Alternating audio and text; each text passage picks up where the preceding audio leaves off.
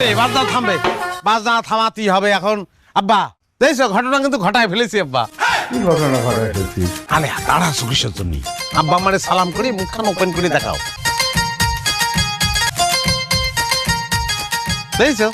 হ্যাঁ, ওই যে চাঁদের বাতি রে কি আলো দেখাইলি আমার, গানটা পারেন আপনারা? সরি আব্বা, পারে না।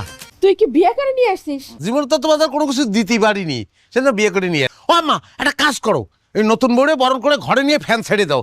এই তুই টাকা পয়সা নিয়ে ঢাকা গেলি চাকরি করবার জন্য, এর মধ্যে তুই নতুন একখান বউ বিয়ে করে নিয়ে আসছিস। ও কন্ট্রোল করতে পারিনি, মানে আব্বা হয়েছে কি, মানে এত সুন্দর মেয়ে দেখে ভাবিছি হাতছাড়া করা ঠিক হবে না। ও আম্মা, নতুন বউয়ের সঙ্গে আব্বা গুলো কি করছে বলো দিনি? একদম ঠিক করছে। তুই কয়ে গেছিলি যে গাড়ি বাড়ি না করে বাড়িতে ফিরবি না, আর তুই কি নিয়ে ফিরলি? কি করছো তুমি? তোমার কাছে গাড়ি বাড়ি বড় হলো, এরা একটা সুন্দরী বউ নিয়ে আইছি আমি। হ্যাঁ, এই বই তো মার্সিডিজ লেভেলের একটা বউ। তোমার সালের কথা শুনিস? আম্মা কান্তিছ কিসের জন্য? আজকে একটা আনন্দের দিন, সুখের দিন, নাচবা গান করবা।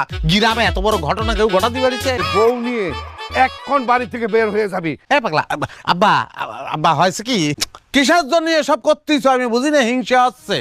কিসের জন্য? আমি এরকম একটা সুন্দরী বউ বিয়ে করে আনিছি, তুমি